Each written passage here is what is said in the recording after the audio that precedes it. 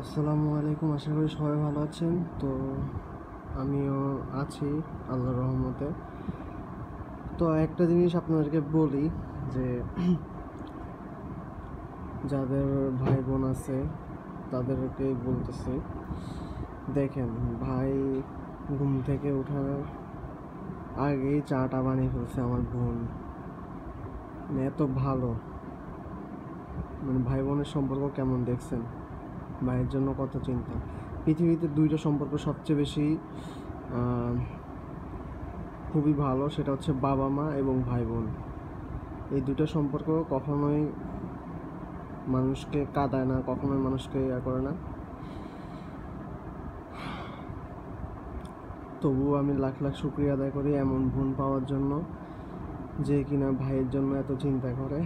Thank you বোনকে, যে আমাকে সকাল সকাল চা বানিয়ে খাওয়ানোর জন্য। প্রত্যেকটা দিনই আমাকে চা বানিয়ে খায়, যখনই ও খায় তখনই আমাকে চা বানিয়ে দেয়।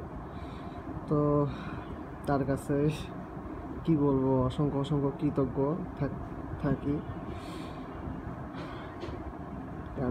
এরকম বোন পাওয়া আসলে ভাগ্যের ব্যাপার।